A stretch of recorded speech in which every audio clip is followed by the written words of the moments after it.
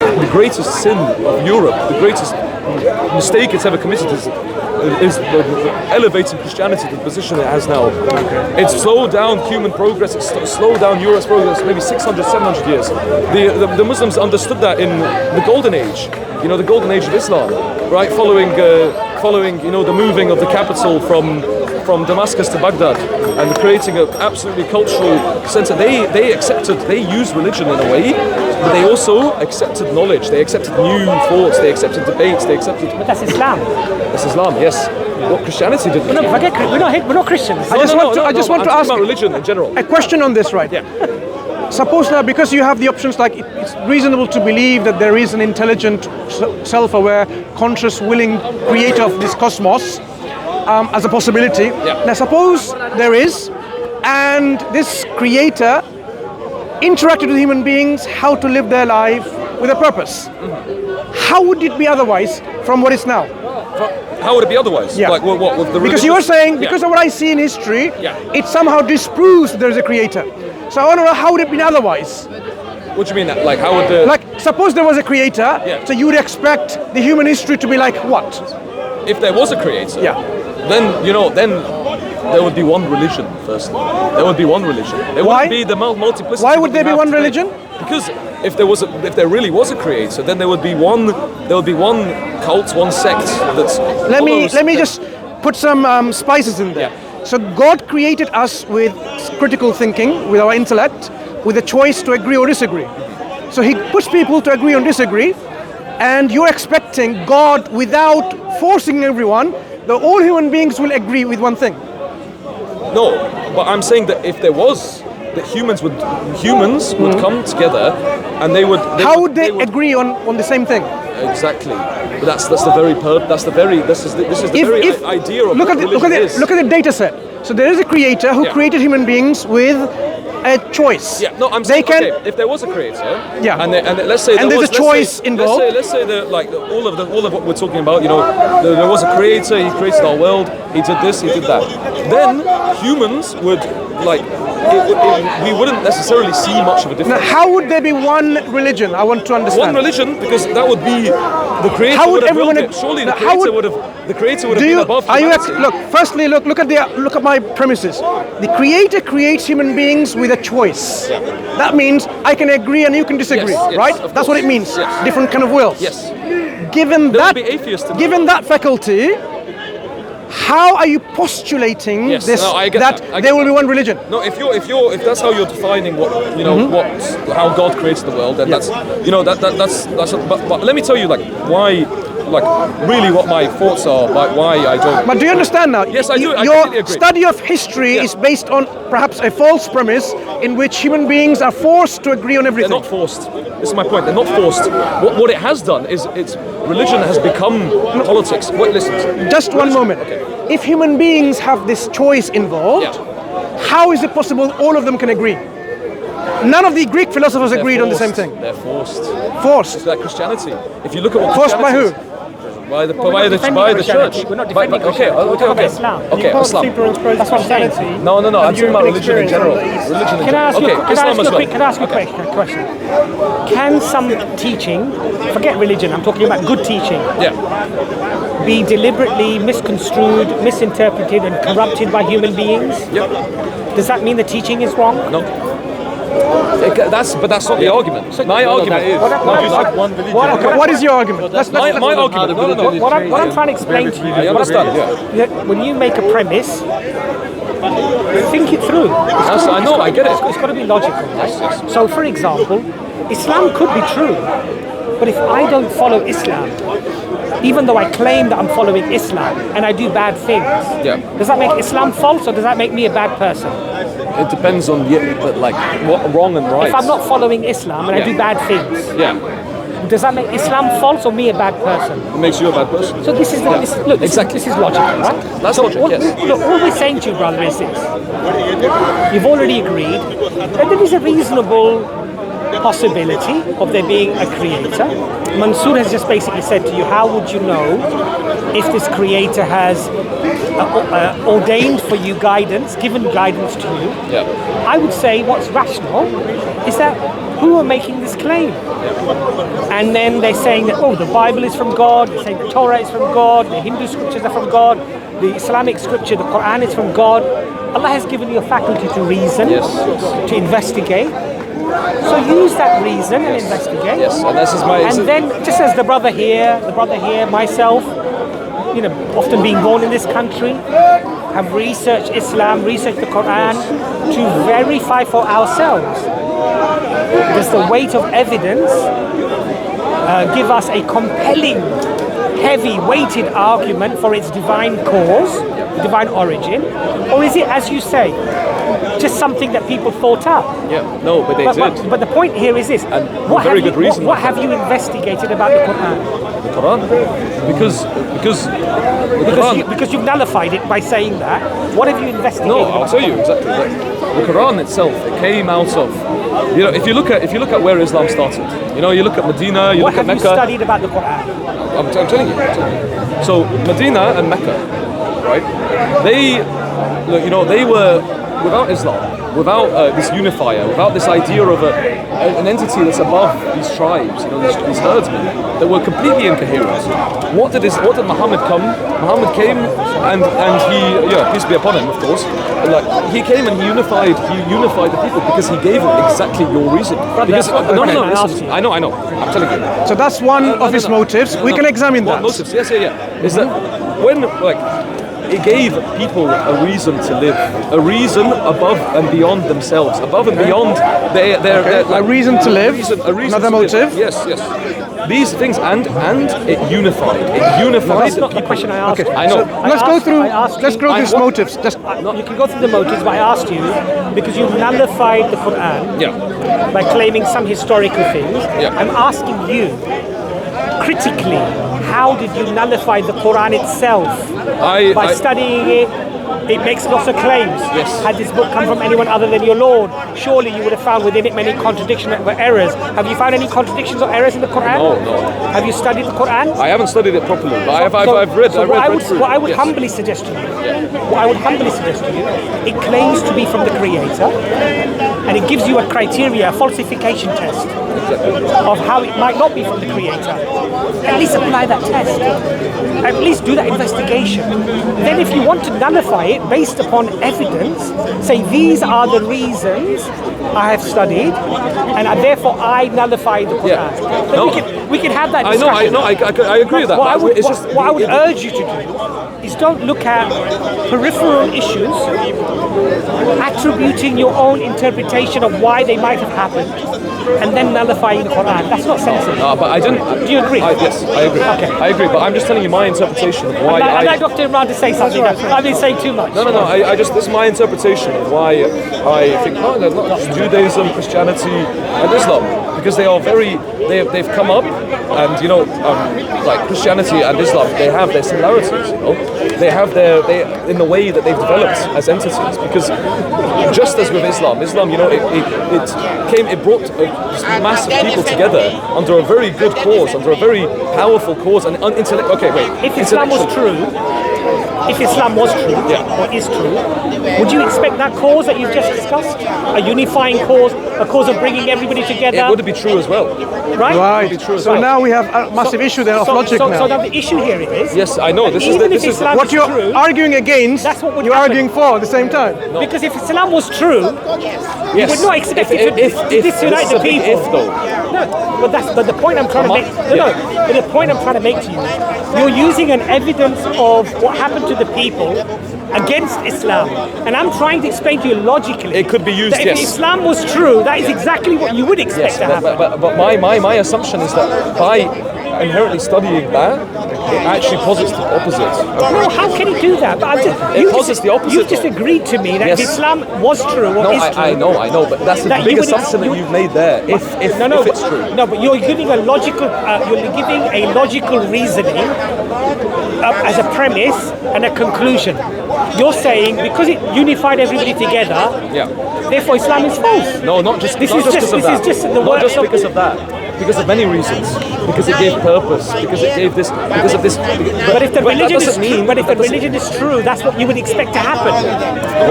Of course. So therefore, yes, of course. that concept can't validate or disprove Islam. But within my understanding of how. Anyway, I think the question is. We can ask Dr. Imran now this question, because you are looking at the historical milieu and you're thinking this is a development, a cultural development, and it's been somehow religionized. Okay, made it into politicized. Yes. Politicized. Now, so because of this kind of approach in history, you have to identify motives which you are doing. Yeah. We can examine those motives and see whether they're actually valid or not, justifiable or not. So, the motives we've had so far is unification of the people. Yep. And when we talk about people, we're talking about the Arabs, we're talking about the Jews, and we're talking about the Christians. So polytheists, Jews and the Christians, and people may not have some beliefs and so on. Some of them may be inclined to monotheism, whatever. These are the broad 4 categories of people. There might be other Sabians, flower worshippers and so on, right? Okay. And we heard about something else you said. What was the second thing? One is unification. People together, give them meaning, purpose. Giving them a purpose. Let's deal with unification. Okay. How does that tally with the teaching of the Quran, what it talks about different tribes, Christians, Jews and so on? Does it really give us a true picture of this is how it's uniting, or is it actually doing the opposite? So you'd expect a religion, if it were true, to unite the people. Yeah. You'd expect a religion, if it were true, to give people purpose. So the observations that you're making that you're then using to say the religion isn't true. I understand. Are the same observations that you. I understand that. I understand why the reasons. Yeah. So you don't understand why the brothers are saying that your objections don't make rational sense. I was going to talk about rather the motives. Let me hint to them. And for example, if I was to unite the Arabs, right? Imagine now I want to unite the Arabs. So what I'm going to do, I'm going to start praising them and what they hold the most dear to them. Absolutely. So they hold the dearest to them is idolatry, praising the idols. So to unite them, what I need to do is not to curse their idols, to destroy their idols and saying they're not worthy of worship. I should say, wow, this idol is so great and that's so great. Imagine I'm praising your idol and your idol. So you're with me now. You're with me now. So I'm uniting all of them. So instead of doing that, what Prophet Muhammad did, he says, none of them are worthy of worship. So he is disuniting the Arabs. In fact, this is what happened. His whole community was abandoning him. His whole family is abandoning him. So we don't see, even from his own community, Arabs, they're being united. What about how he talked about the Jewish people? He talked about how Maryam alayhi salam, for example, Allah chose as the best of all the women. Imagine telling that to an Arab. Oh, that Jewish woman, she's the most pious, best of all the women. Elevated above all the women of the world. How is that going to unite the Arabs? It's not. Or the nobility. Yep. Now let's talk about how it's uniting the Christians. It says Christ wasn't crucified. Christ is not God. He's not Son of God. In fact, when you say he's the Son of God, the universe is about to shatter and destroy itself. The earth is about to split. So don't say three. How is it uniting the Christians by destroying their core belief and disagreeing with their core belief? It's not uniting the Christians either. Jewish people, if you think about it, how the Quran criticized the Jewish people and what they did. So when we look at the motive question, this is not the best way to. You don't think Islam was a very good unifier? No. What I'm saying is, if you put the motive as unification of people, the Quran shows otherwise. It's not unifying as you expect. That means that wasn't the motive. The motive is establishing the truth. Because the truth may be against their interests. Look at the evidence, though, the empirical evidence for it. And what did it do, Islam? Okay, first, as you mentioned, Muhammad. They united because of the truth. Hold on, empirical evidence. Not because of empirical evidence of what happened. That's not empirical evidence, is it? Empirical. Of events that happened. Empiricism is absolute, right? Yes, it's exactly what happened. What absolute evidence are you going to provide? Of that it unified the people and quite literally destroyed 2 empires. Unification didn't happen because of this. Unification happened because they recognized the truth. Okay. Yeah. This is one caveat. No, logically you've already accepted. That is something when you study the history, you'll realize actually it didn't unite the people in their tribal unification. It disunited them. So what united them is they abandoned this relationship between brother and sister even though they're lineage, and they united with someone else of a faith because they accepted that this was true. This didn't work. So it's not a motive of, you see, we are historically analyzing a motive of a fake individual claims to be from God. What about purpose? What was his purpose? Was he a moral reformer? Was he trying to reform the society? Maybe. Well, I agree. That could be. But look at the way he's reforming. If he's reforming morality, why is he talking about, look at the universe, how the universe is expanding? Because why that is gives it? reason, that in itself is a unifier. Because how That's else not do you moral, understand? No, because that's not a moral reformation. I think you know what it is, Mansur? it's The point that Imran just made as well to you is that you're already in agreement that something being true, you would also it's a very good point he made, you would yeah. also expect it to unify the people. Yeah. So that point doesn't apply now. So what's your other point?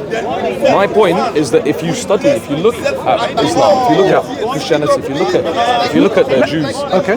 these beliefs, these ideas, they did not come out of a vacuum.